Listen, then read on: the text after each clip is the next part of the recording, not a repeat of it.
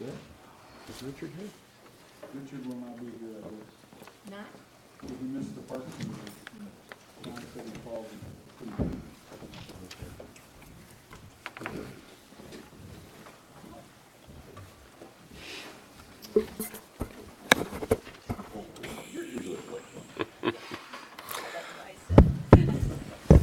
All right, we will call the village board meeting to order. Would the clerk please call the roll? Trustee Jensen. Present. Trustee Miller. Here. Trustee Addison. Here. Trustee Siddick. Here. Trustee Wells. Here. Attorney Magna. Mayor Hucker and Clerk McDonald. Present. We are missing trustee Gus tonight. Okay, if you would all please rise and join me in the Pledge of Allegiance. I pledge allegiance to the flag of the United States of America and to the republic for which it stands, one nation, under God, indivisible, with liberty and justice for all.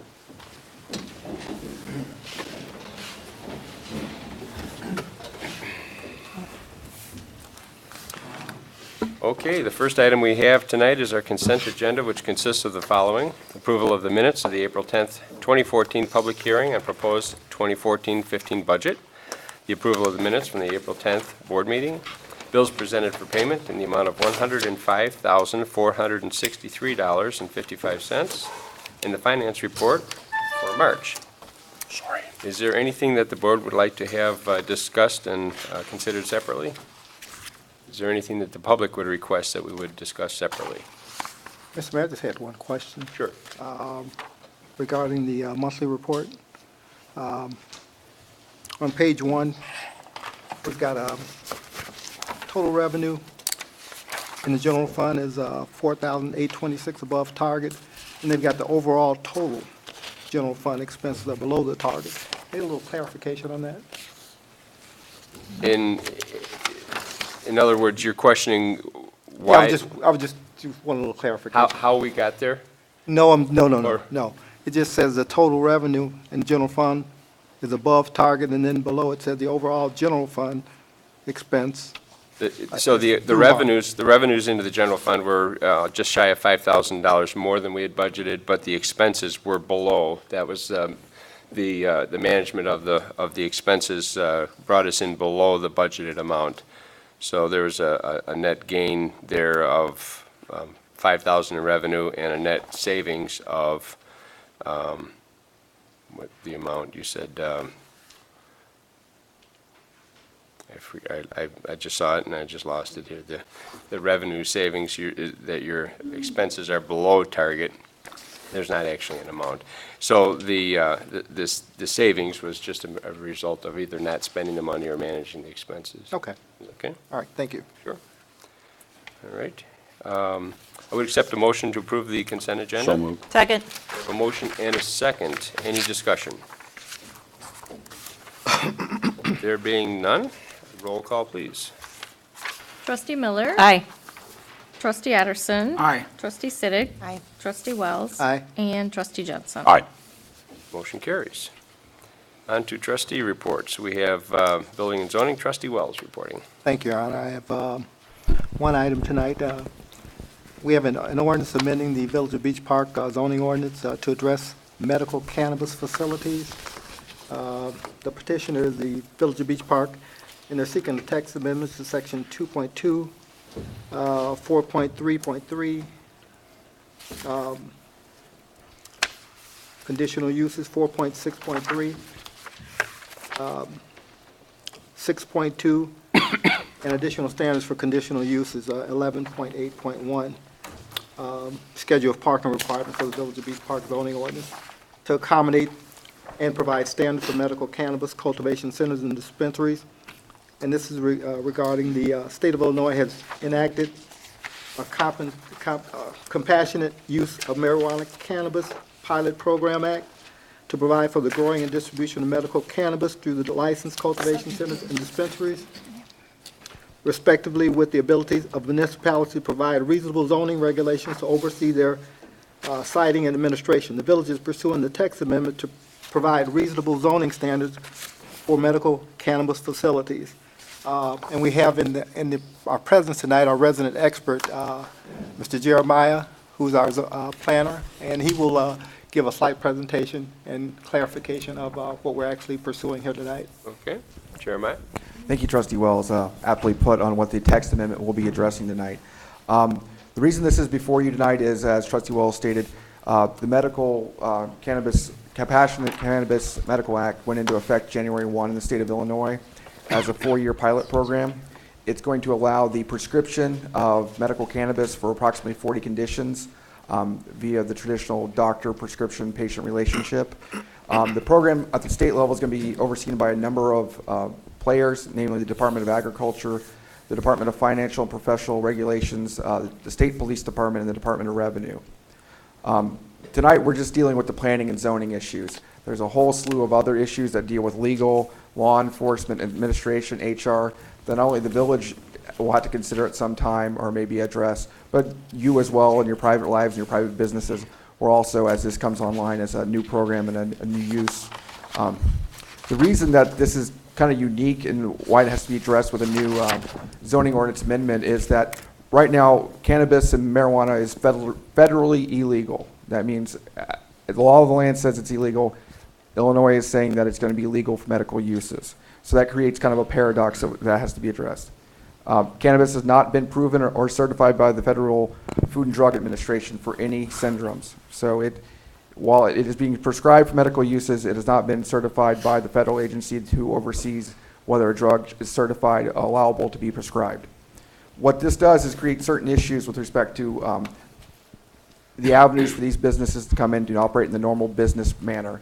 Namely, banks can't lend to them due to liability issues. Pharmacy companies such as Walgreens or CVS can't be involved in it due to liability issues of it not being an allowable drug under the FDA laws. These create a number of planning and zoning concerns that are arisen, namely one of them being that these businesses that we will talk about operate pretty much on a cash-only basis at the present time. They can't go through banks to get loans. They can't go through banks to deposit money. They can't go through banks to do all normal things that most businesses handle. So they will have medical cannabis on site for prescriptions as well as cash for the paying for that. So it's unique in that security issue. It's a very, very security relevant issue that raises with planning and zoning. Under the act, from the planning and zoning point of view, it creates 2 new land uses in the state that have to be considered. First is cultivation centers. This is where the medical cannabis will be grown. Since it's federally illegal, you have to grow all the cannabis in state. It can't cross state lines or it's subject to federal law. There will be 22 in the state, basically 1 per state police district and 1 in the city of Chicago, 1 additional in the city of Chicago. There will be dispensaries, which will be where the medical cannabis is distributed to patients via prescription. There will be 60 of those in the state. And right now, they're targeting approximately 3 to be located in Lake County. Right now, the state is going through its rulemaking process to set up the administrative rules for all those departments I listed on how they're going to regulate these and oversee these. The public comment period for that will end in June. So until that period ends, basically no one's going to be able to apply for a license until those rules are in place. From the state's end, they've said that municipalities cannot prohibit these uses, namely dispensaries and cultivation centers, but they can provide reasonable zoning regulations with respect to them. They've already gone ahead and set some standards in the state law, namely for cultivation centers that can't be within 2,500 feet of a school, a child care facility, or a residential zone. 2,500 feet is about a half mile.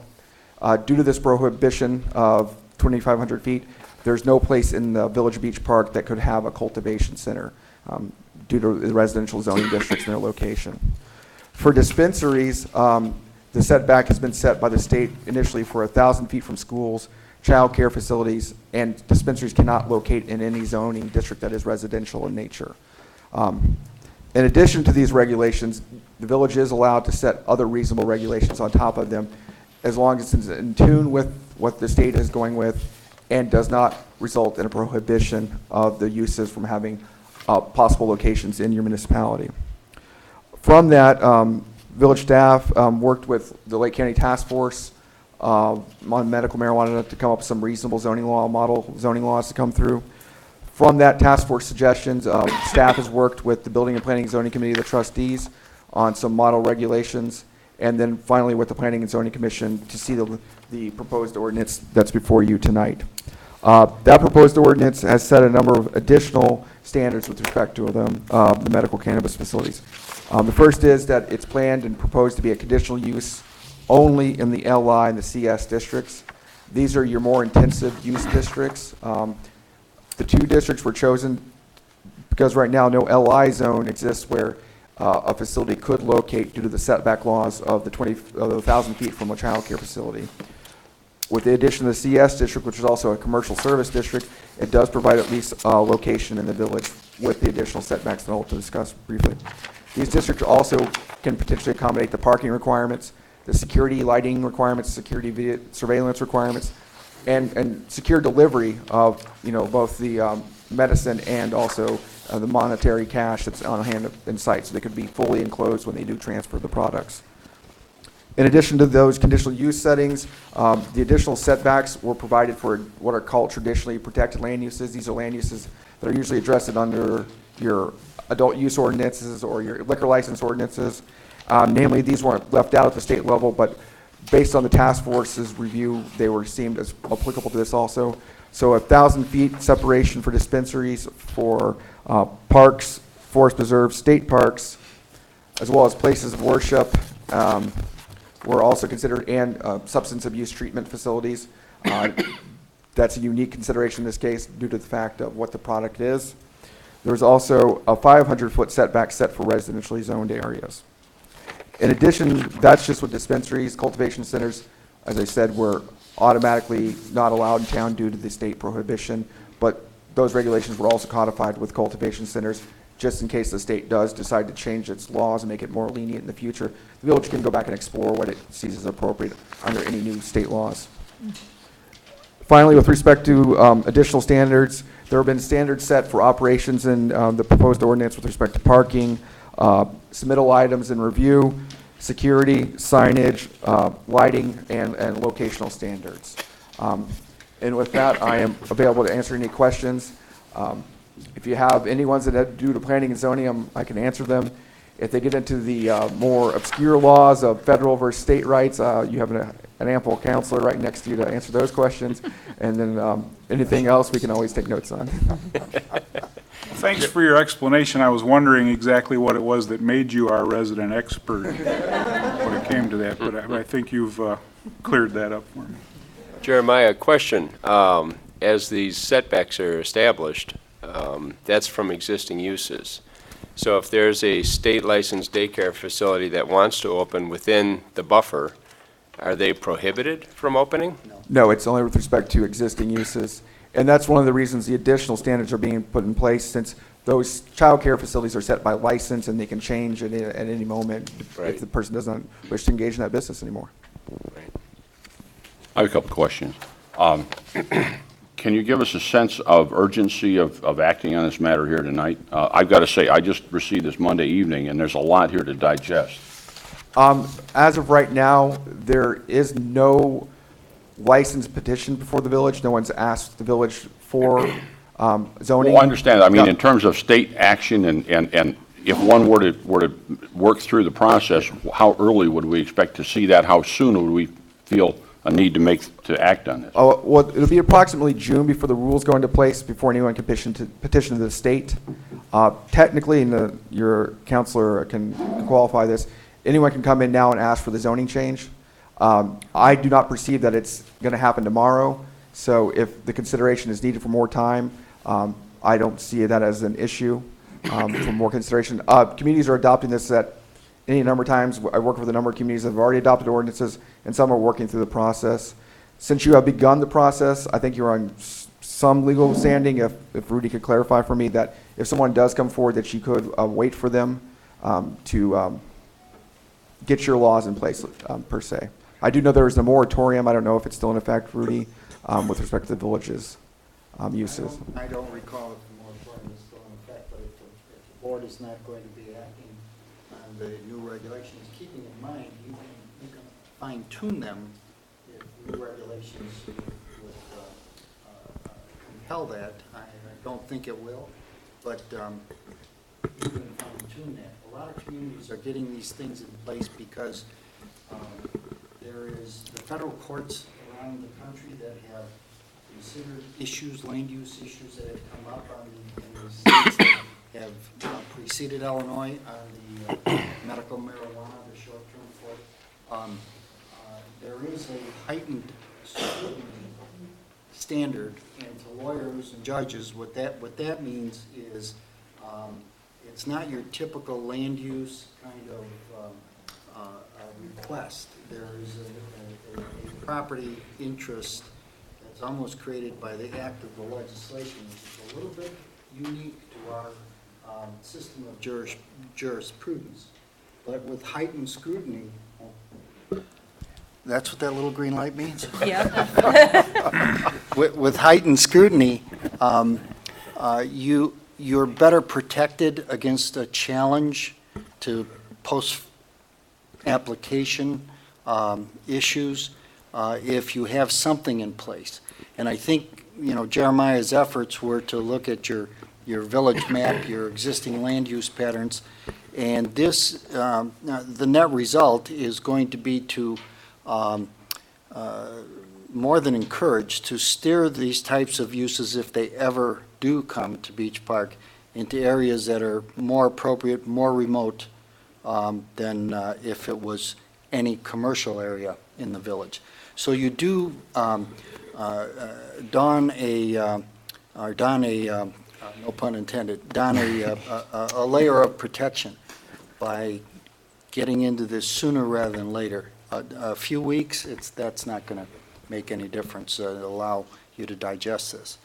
But my recommendation or suggestion would be, as soon as you feel you're ready to act on it, I would say pull the trigger, and then if there's any fine-tuning adjustments that need to be made, the process can be engaged again and do it.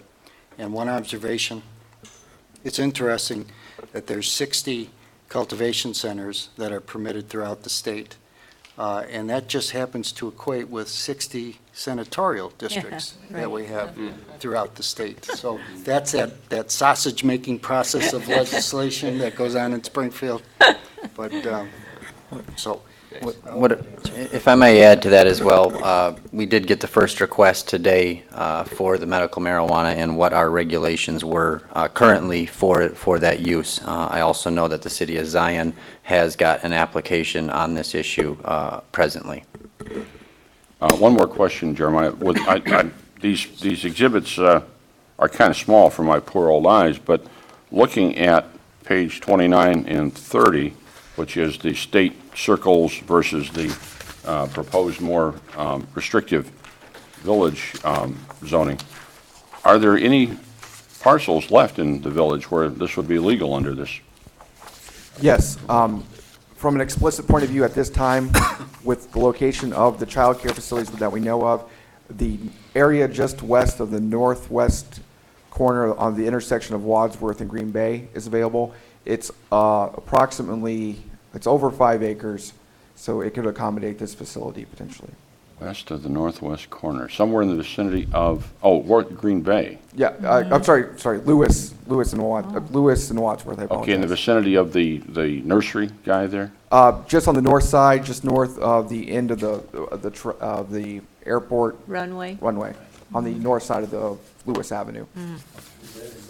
That is in Beach Park. It's adjacent to industrial uses in Waukegan. The other option would be the village could receive petitions for rezoning in other areas that might make it possible, especially with the changes of any child care facilities. But that will be up to the petitioner in the future. Okay, thank you. And you said the distribution center by state law is not allowed to be sited in a residential district? Correct. Or the cultivation center. Cultivation center cannot be either. And may I ask the rationale for the 100 parking spaces? Would you expect them to be that, is the experience in other states or other jurisdictions that there's that big a need for parking? When I research this, it's unique with Illinois for the fact that since it's a limited number of licenses and one per state senate district, they're going to have a draw of approximately 200,000 people. And if you figure 2.5% to 5% would be receiving prescriptions for the range of syndromes you could receive a prescription for, including cancer and all those things, you could have a potential of 5,000 to 10,000 people going to that facility. The unique thing about the dispensaries is a patient can only be with one dispensary. They can't register anywhere else, so they are tied to that. So you have a draw of about 200,000 people of that pool going down, and you could see a range of people picking up prescriptions between 30 cars per hour all the way up to 134 cars per hour, depending on the usage. With that said, that's a unique consideration. The 100 was just to say, okay, we know it needs to be significant, but there is the out provided that the village board can say it could be a lesser extent based on the parking study and traffic impact study that the petitioner submits. It's more in line to say, okay, we don't know what it's going to truly be. We know it could be high. Prove to us, petitioner, what your real impact is, and can the site accommodate it, and we'll work through that number to be finally what it is. Okay, was that also the rationale behind the freestanding building requirement as opposed to strip mall location? That was partially it. That was mainly for security reasons, to locate it in a facility that could be fully securitized in terms of the use. So you couldn't have a multi-tenant building with one of these uses in the middle. Just to clarify that, that if somebody's renting out a space and then the landlord wants to rent out that space, that it wouldn't create any issues also with that, but also somebody couldn't rent next door and burrow through the wall per se. The thing about this is it's so new, we can't completely rule out some of the obscure things that we normally rule out in planning and zoning, so we're learning as we go. And it's just purely because of the fact, mainly because of Illinois doing this unique single license issue with the 60 licenses. Out in Colorado and Washington, it's more of a free open market. Michigan, you're allowed to do home growing for your own prescriptions, so it kind of alleviates that burden. So it's a gamut of the way these laws are folding. So some of them are more like your traditional pharmacies, whereas in Illinois, they might be actually pretty significant buildings. Okay, thank you. Jeremiah, it's, state police regulations are going to require security cameras 24/7, real time. Now, whether the state will have somebody at the TV screen at the other end might be another question, but that's part of this level of security on this new endeavor that the state is going to require, and your proposed ordinance here kind of synchronizes with that requirement and inspections, because they're also going to have baked goods. Yes. Baked That went goods. during Girl Scout cookie season, though. I'm sure they Lots will. of traffic. Yeah. The Rudy- overall intention is to synchronize this ordinance with the state rulemaking, to not only work with the state, but also bring in your local expertise, your local law enforcement, to make sure they're involved fully with how this works. Mr. Mayor, also just I did mention to the board there, which I think should have mentioned there, is that Jeremiah is also part of the task force, Yep. Lake County Task Force on this particular issue. So he does have an immense amount of knowledge, as you. That's another reason why he's the resident expert. Yeah. So Rudy, are you saying that it would be in our best interest, since now John says we have had a request, that we have regulations in place?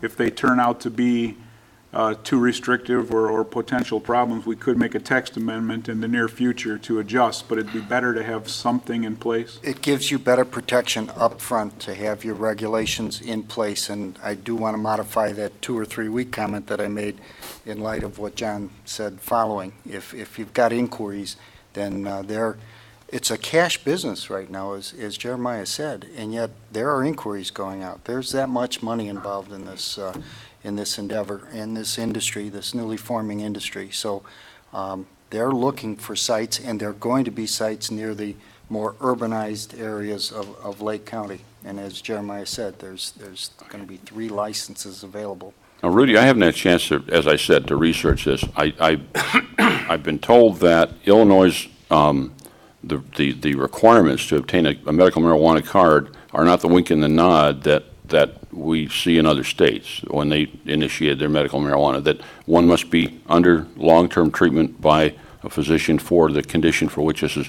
You can't just say, yeah, I'm not sleeping well, here's your card, go on in and buy your stuff. So I get the impression that we're dealing with a different situation, more akin to a pharmacy than than a head shop.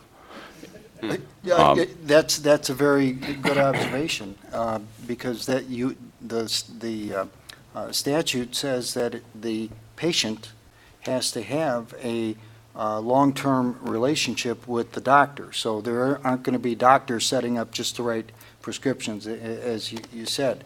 So that's true. They're making, they kind of took, when they were developing this legislation, they took the most restrictive, because there's a number of states that preceded us, they took the most restrictive provisions in various categories from legislation from around the country to put it into Illinois, because they knew, number one, it was going to be a difficult thing to bring forth, but they felt that it was important. So it is it's one of the more restrictive bodies of legislation on dealing with medical marijuana in the country right now. Mayor, with all due respect to the work that's gone on to this point, and in consideration of the fact that I know of people personally that have chronic pain conditions, and I know of people that have had cancer and those sorts of things who could have benefited from this were it legal. And in recognition of the fact that it is indeed intended for compassionate use of this substance, I would like to offer a motion that we table this until the board has time to study it, perhaps even remand it to our Public Safety Committee so that they can report back to us, and we could act on it with a little bit more intelligence than I would be able to do tonight. We have a motion to table, Second. and we have a second. Any discussion? Roll call, please. Trustee Addison. No. Trustee Siddick. Aye. Trustee Wells. Aye. Trustee Jensen. Aye. Trustee Miller. No. The ayes have it. 3 to 2 is It's motion to unacceptable. table, that's All the right. majority of the quorum. We will table this until a future meeting. We'll come back to the agenda with notice, and we'll reconsider it. Thank you. You want to check the moratorium? Yes, I would ask staff to please check the status of our moratorium, unless you're aware of that, John, timing-wise. I believe our moratorium that was passed last year has run out. That was my recollection, was it was a shorter. It's a 6-month moratorium. All right. Okay. Anything else from, Yeah, actually, a question just occurred to me. So now that this has taken place and it's kind of a shift in direction, if we have other applicants, what will you tell them? That we're working on something, or how will you handle that?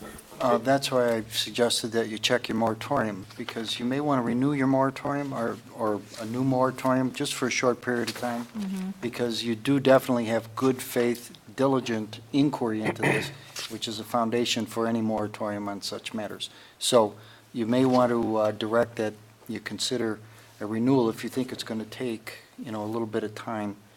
Because if anybody makes an application right now and they argue under your current zoning regulations that it's commercial, medical, enterprise, they're going to be looking at every zone, assuming they can meet the state requirements for set off from schools and daycare centers and that. They'll look at any zone that accommodates this type of commercial / service activity. And right now, you'd have a hard time to deny them if, and the date of the application is usually what the courts call the date any vested right to consideration accrues. So moratorium would resolve all that and give you the breathing room that I think was suggested tonight to digest the rest. Rudy, is there a time frame on that moratorium? Usually, you like to see them go 6 months by 6 months, and simply because they involve property rights. But if you, because of what your record of this meeting is going to show and the work product that's been done, I have no reservation saying that you would qualify for a short extension of a moratorium again until you're ready to pass on the proposed legislation. So, if you wanted to do 6 months, I'd say you're not going to have a hard time because you're going to be able to show that this is pretty close to being But we done. can't act on that now, so all we No, can you do is can't. direct staff to bring it to the next meeting. Correct? That's it. or have a special meeting if that's necessary. We can have a renewal moratorium prepared for the first meeting in May. And actually, my intention for the tabled motion would be to have it continue on forthcoming meeting agendas until such time as it's removed from the table and acted upon. Yes, So sir. just carry that forward. Yes, sir. Okay. All right, anything else from your committee? No, sir. Oh, I have a quick question. Sure. Because we do have a Public Safety Committee meeting scheduled for the 22nd of May, it's not too late to go ahead and add that particular item on that agenda, correct? Correct. Right. Okay. Thank you. yeah, the only other comment I was, and she just clarified that I was hoping that we'd be able to put this matter, bring this matter forth in short order so we can actually provide the ordinance and the safeguard that Right. definitely be in the village's best interest. Right. Okay, And that concludes my report, sir. thank you. All right, moving on. I have no report for the TIF committee tonight. We have Public Works, Trustee Addison. Thank you, Mr. Mayor. I have no report tonight. All righty, Finance Committee, Trustee Jensen. Thank you, Mayor. We met on the 15th of April and considered a number of things, a couple of which are coming before us later in this meeting, so I'll not dwell on those. Our finance director provided us with some interesting reports on water and sewer rates, and I'm pleased to report that as of now, those funds are, the income is in line with the expenses. With a slight surplus, actually, we're expecting a rate increase from the city of Waukegan, which we'll need to cover. And also, we need to look at long-term, as we discussed at the meeting, long-term maintenance of the system as it ages. We need to set aside funds to be prepared to maintain that and not have to pay out of pocket as it happens.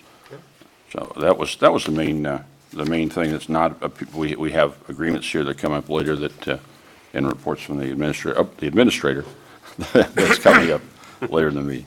That's all I had to report. Our next meeting, for those of you who are interested, is May 21st, the night before the Public Safety Committee meeting. Very good.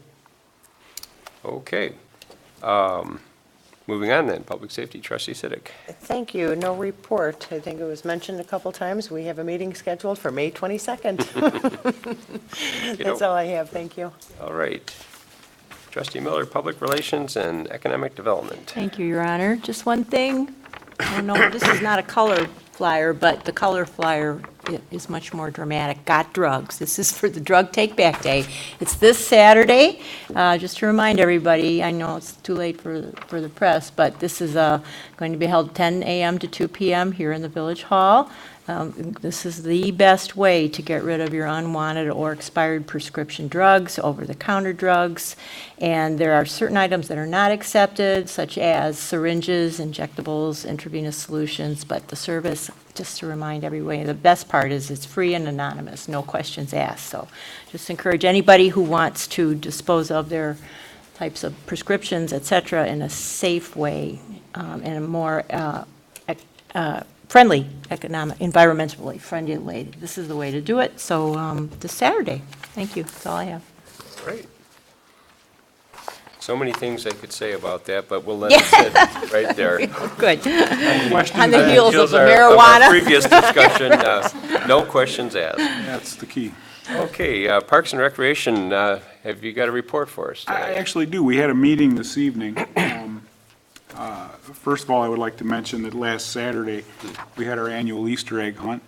The village staff worked together with volunteers and put 6,000 eggs out in the park. And I didn't count the kids, but there was a bunch of them. And it's, they talk about the Kentucky Derby being the most exciting 2 minutes in sports. I would argue that our Easter egg hunt is probably a little more exciting, and it might not even take a full 2 minutes. It might be less than 2 minutes from the time that horn is blown to the time that there's not a speck of colorful egg remnants anywhere in the park. So it was a good time.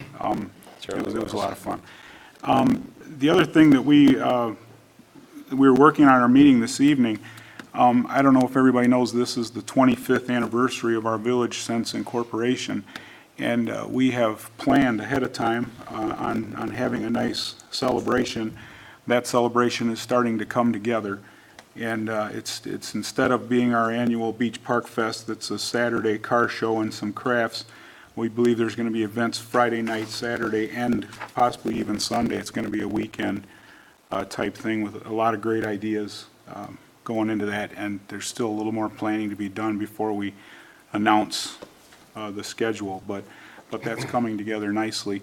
The one thing I do know, in June, the weekend of the 20th and 21st, we will have the village-wide garage sale, and that will, the 20th is Friday. What are the dates, Larry? Is it Thursday, Friday, Saturday, or Friday, Saturday, and Sunday. Friday, Saturday, Sunday? But Saturday night, the 21st, we will be having a movie in the park out at the Heatherstone subdivision. That's our plan. We've reserved the date, and we're going to work on movie choices and whatnot. So that's in the works. But the big one's going to be the 25th anniversary celebration. Also, the Regina's group has been planning, and the Memorial Day celebration is going to be at the park as well. And this year, we are going to have the traveling memorial wall from the Vietnam War Memorial Wall will be set up at our park, and we will have veterans speaking, and the Gold Star parents, people who have lost sons and daughters in the war efforts. So that's always a... And the Beach Park Middle School Symphonic Band. The band of will course. be playing as well, right? So we look forward to that every year. That's a nice event, so. On Memorial Day itself. On Memorial Day. So that's all that I have listed off the top of my head. I'm sure Richard would have done a much better job if he would have been here. Hey, Mark, what was the date of that 25th anniversary? August 15th, 16th, and 17th. There you go. I was going to look on my calendar, but that was quicker. I just want, August 15th, 16th, 17th. I just want to encourage all those who are watching this programming and all those in our audience to mark your calendars, because again, we are engaging a event planner, so it will be a very festive event highlighting the 25th anniversary. So I think it'll be something that the whole family will find great joy and pleasure in, and a lot of fun. So please mark your calendars. Okay. Very good. Anything else from Parks? I believe that concludes Richard's report. All right, thank you very much. On to staff reports. We have no village engineer tonight. Peggy, did you have anything from the treasurer's point of view? No, sir, not tonight. Thank you. Village administrator report, John? Thank you, Your Honor. I have a number of items before you tonight. The first item before you tonight is a motion to approve a resolution for an agreement for professional management services between the Village of Beach Park and Marabella and Associates. As the board's aware, Ken Marabella has been here with the village for a couple of years now. Prior to my arrival here, there's been some discussion in various committees over an extension to his existing agreement, which has just expired. So ultimately, based on those recommendations from the committees, the mayor and myself have structured an agreement that seems to be agreeable, both for Marabella as well as for the village, to continue a renewal of that agreement for some more time. All right. We have a resolution approving an agreement for professional management services between the Village of Beach Park and Marabella Associates, Inc. I'd like to make a motion that we accept that, and also add my appreciation to the mayor and John and Mr. Marabella for negotiating this. I think it's a good deal for all involved. We landed well. Yep. Second. We have a second. Any discussion? I'm hoping that we have some development come to the village. For him to work on? That is his specialty. He's been successful. He's at going to go bringing- find us some. Yeah, Bringing large developments to other communities, and now it's our turn. sure that's in here somewhere. So I'm sure that's in there. So Either his face is turning red or he's still tan from his vacation. I'm not sure. It was on page 19 of his, Right. Mr. Mayor, I would just like to say that I think that this is, again, a very positive thing. Mr. Marabella has been a great asset to the village in a variety of different ways. And again, I would just like to add my okay.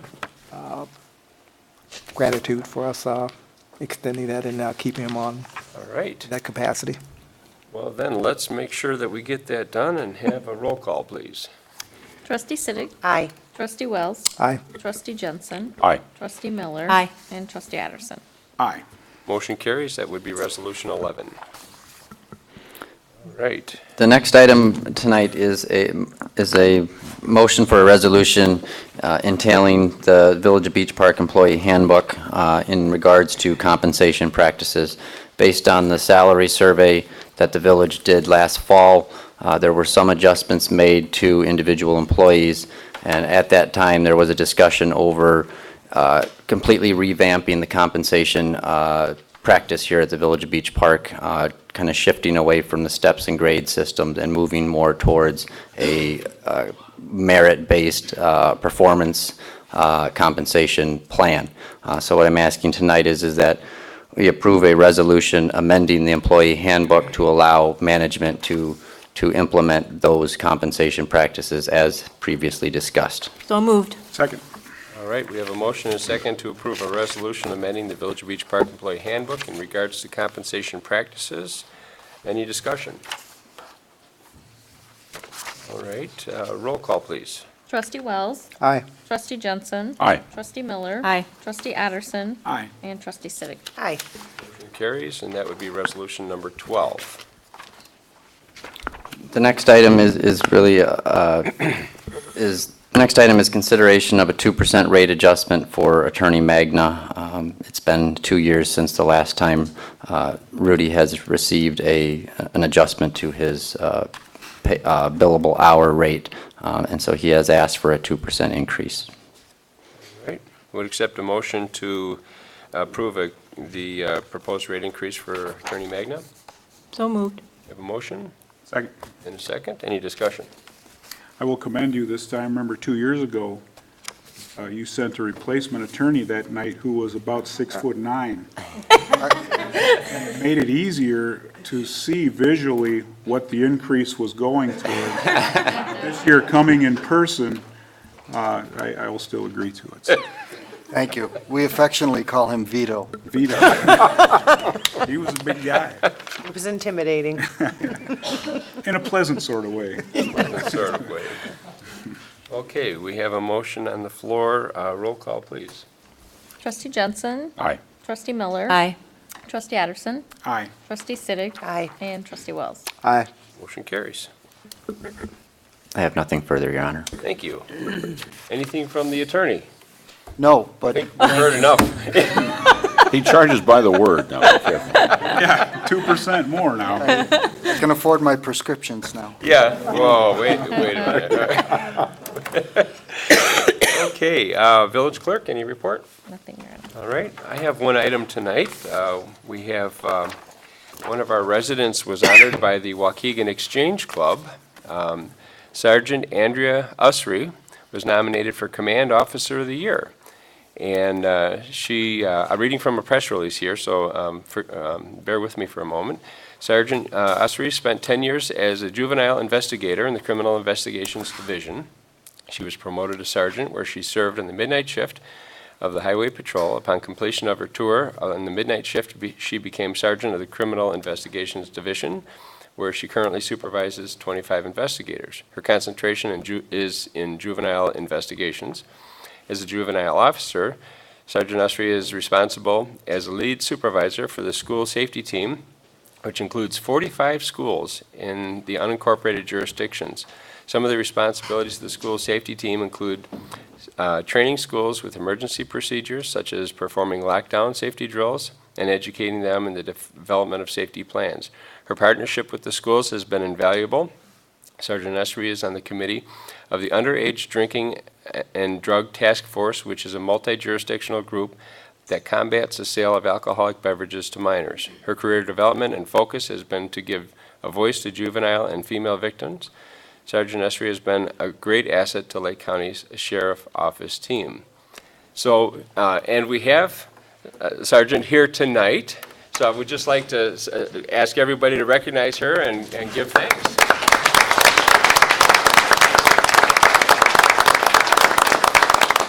She is one of our Beach Park residents, and we're just proud to have her. So, thank you. Thank you very much. This is very much an honor. I've been a resident of Beach Park for 12 years, and in the 12 years that I've been here, I've seen the relationship with the village and the sheriff's office grow and develop. Also with the schools, which is a huge part of Beach Park, is our school district. And looking forward to in the future building or continuing our partnership and making it one of the strongest in the counties. Excellent. Thank you so much, and congratulations.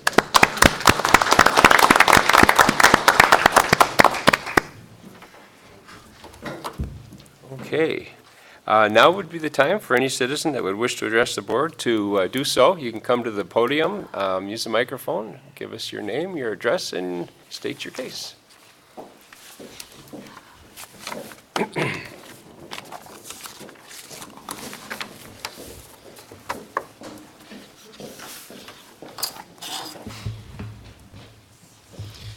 Good evening, Mr. Mayor, trustees, administrators. My name is Sandra White. I'm the president for the Heatherstone Single Family and Duplex Homeowners Association.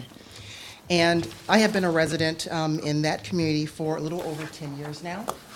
And as serving on the board, one of my obligations and duties is to ensure that we are providing a community that is good quality, good residents, citizens within the community, and that we also ensure that our residents are doing their fair share and receiving the right treatment with regard to our properties in the community. About 2 or 3 months ago, the village administrator contacted the association in reference to our waste hauling contract that we had put in place 3 years ago. I want to applaud the village because I know that you all have entered into a licensing agreement and a contract for a sole-sourced waste hauler for the village. We agree that that is an excellent decision to reduce risk and to minimize the damage to our roadways. The association agreed with that very same approach 3 years ago when the association was elected by the homeowners. And to that end, we put in a contract, 5-year contract with Groot to manage our waste hauling for our community. We did an RFP, went out to 3 different waste haulers. That was Groot, Viola, and Waste Management. And with that, we received very competitive pricing from Groot. Today, I come to you on behalf of those 657 homeowners. This is not to be confused with the active adult community, Carillon, or the townhome community. This is the single families and the duplexes. Duplexes represent 106 of those 657 homes. We are a little unhappy with the village. We're unhappy because of the new licensing agreement and the contract pricing that is being imposed upon the village increases the pricing for our community. And I'll give you some examples of that. The current pricing that we have under our contract is $20.49 per month. That includes unlimited recycling and unlimited yard waste hauling. For our community being a little bit different than the rest of the community for Beach Park, we have a very large association. We have 3, as a matter of fact. We also have a community that has sidewalks, we have rules and regulations, and we are very strict in trying to ensure that our homeowners adhere to those rules and that they maintain their properties and the quality of their homes and the neighborhood. So with that, the new contract that you have negotiated, and I have been advised by the Administrator John Kineseth, and please correct me if my pricing is wrong, but my understanding is that the new pricing under this current contract, well, the upcoming contract with Advanced Disposal, will represent various options. Some of them are excellent options for those that are senior citizens, 65 and above, that will have some discounted pricing. Those homeowners who really don't have a need for yard waste disposal or have very limited garbage hauling to have taken care of. However, in our community, it's a little bit different. So as I look at the pricing, the monthly price that you've negotiated for an unlimited garbage hauling, which would include recycling, is $16.49 per month. Okay? If we were to add in the waste hauling, my homeowners would have to pay $120 more a month for the waste hauling program. Per year. Per year. Not per month. I'm sorry, per year, you're right. So if we look at that by comparison, so we look at our $20.69 per month fee, that comes out to an annual cost of $248.28 per home, which includes unlimited yard waste and recycling. If we were to apply that same methodology and pricing and services to the new pricing that you have, that would bring our pricing up from $248.28 per year to $317.88 per year under the village contract. That would represent a $69 and some change increase per year. If we look at that in total for the 657 homes, we're looking at $45,728 more per year that Heatherstone single-family and duplex homes would have to pay. That would be the benefit of advanced disposal. The other options that we're looking at, if we look at the difference in the disparity in the monthly prices. So in all fairness, if we just look at a homeowner that doesn't choose to do the $120 a year seasonal yard waste collection and wants to purchase by bag, so you have the sticker, I believe the price is $2.50 per sticker per bag. If we look at the difference in our monthly rate, we're looking at $4.20. So our your $16.49 per rate compared to our $20.69 per rate gives us a difference of $4.20. So if my homeowner had to purchase stickers for yard waste, that allows him or her 1.7 bags per 8-month season. 2 bags for an 8-month season, April to November, is not realistic, and it's not economical. Could I ask, just want to clarify, Yes. just so we're apples to apples, the numbers that you're comparing, your residential contract at 2069, that's fixed for how many years? That's fixed for this year. Our Okay. contract has a 3% increase each year. Okay. So when we started out the contract 3 years ago, it was $19.50, I believe. Okay. Right. And as that increased each year by 3%, Okay. our current pricing, as of July 1, will go up 3%. So that will be about $21 and some change. $21.31. And your current waste contract is unlimited collection? Yes. Not limited, they can put out anything they No, want? it's unlimited. No, It's unlimited, and I have the copies of the Okay. contract, Well, if you'd like to take a look at those. I just wanted to make sure we're clarifying the points. And certainly, I'm not going to cut you off or anything, but All right. Thank I you. don't want to engage in a debate tonight. I just Yes. wanted to clarify a couple points as you're relating them. So please go ahead. Sure. Okay, thank you very much. So as I outline these different disparities, I just come to you on behalf of the homeowners to consider the options that I have to present to you. Our objective in the community is to ensure that our homeowners are maintaining good quality yards, that they're maintaining their home, and they have the necessary resource to do that. $69 more per year may not be that much for you or I, but it may be a lot for a lot of other homeowners. We're challenged with collecting $150 assessment per year from our homeowners, and to increase their fees for collection that will help to maintain their property might be a burden that is just far too much for some of the homeowners to handle. So I approached the village and the board to ask that you consider an exception.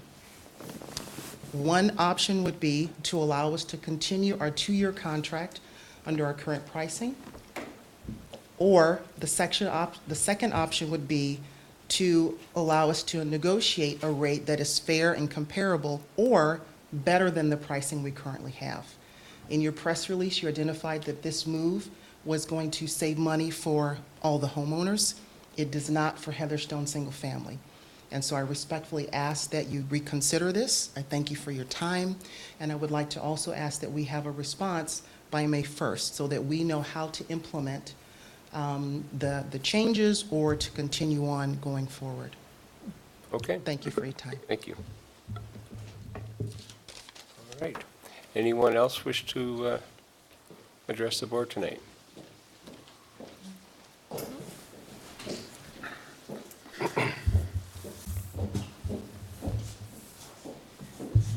Okay, my name is Sue Davern. I'm at 12172 West 29th Street. And actually, I have a few questions for you, Rudy. And they pertain to at a water hearing where you, at the public hearing, you had said if I would go to the Recorder of Deeds and come back to you with the information, you would advise me on that issue. Do you want? What I issue? don't know if I should be wasting everybody's time. It's regarding the definition of a homeowner, You mean an owner of record? owner of record, right? And remember, it was the case, you said that, like, I consider myself a homeowner, and my husband considers himself a homeowner. But you own the same home. But we own the same home, so you said in that case, even though you have two persons listed on the title, that this law goes, or that this information goes back to the days of serfdom, so that would be like one pin, one vote. It's one parcel owned by two people. Right. So in joint tenancy, is that, or tenancy by the entirety, the nature of the deed that you got? Well, yeah, well, That's one We ownership had one interest. specific deed that we were talking about, that you and I were talking about, and I apologize for trying to refresh your memory, but there was one particular home where the people bought their house when they were in love, and you said I had to go to the Recorder of Deeds and find out how they were actually listed on the title, And they're no longer in love? and they're no longer in love. Happens.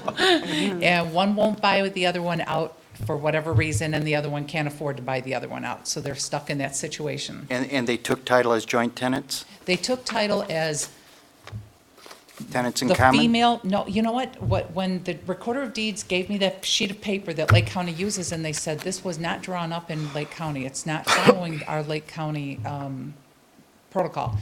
And they said, it's just written up, the female name says that name, an unmarried woman, and the guy's name, an unmarried man, and that's all it says. It says, and it doesn't say anything about tenancy, joint, any survivorship, nothing. Well, okay.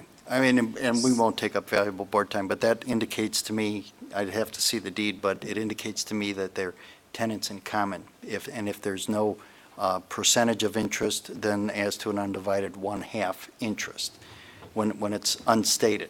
That's Right, 'cause why you I- try I to get a know it- lawyer that'll state it specifically on the deed, but that just indicates it to me. I'd have to see it to be able to. Exactly, and give it- that's what you had said, that there were like 56 different ways it could be listed. So I was real specific with the Recorder of Deeds. I said, I have to know exactly what it says. A copy of the deed is the absolute best. Their Okay. deed is the absolute best because there is where the interest in the real estate is created, is Okay. with the deed. Okay, so can I just talk to you real quick Sure, after the meeting? sure. then? Okay, thank you. Is there anyone else? All right. We have no cause for an executive session tonight. Is there any other business before the board? I'd just like to echo Trustee Otterson's observations about the Easter egg hunt. I too went this year, haven't been for several years, and I was really impressed at how well it was put together, how staff and volunteers, and how well behaved all the parents and the kids were. Often there's pandemonium. They were very patient. They waited. There weren't any ropes for anybody to hold them back. They stood and waited patiently until they were given the go, and then they demolished all the eggs. So it was really neat to be there. Yep. They crack them open quick. They find those golden tickets, and we get the, And red tickets and yellow tickets, and, I mean, they were giving away books, they were giving away toys. they, Yep. you know, Pizzas. Pizzas, yeah, the red tickets were for pizzas. And that we do get a lot of comments from people who have attended Easter egg hunts in other communities, who I won't mention, but they're very pleased, and they come back with their friends and their relatives to ours the next year, because there are no maulings, and there are enough eggs for everybody. And, so it's nice. we do discourage the But- maulings. And I will say that specifically Carla Villalobos and the Beach Park Pageant Association, the Miss Beach Park, Little Miss Beach Park, and what, they are the volunteers that I referred to before.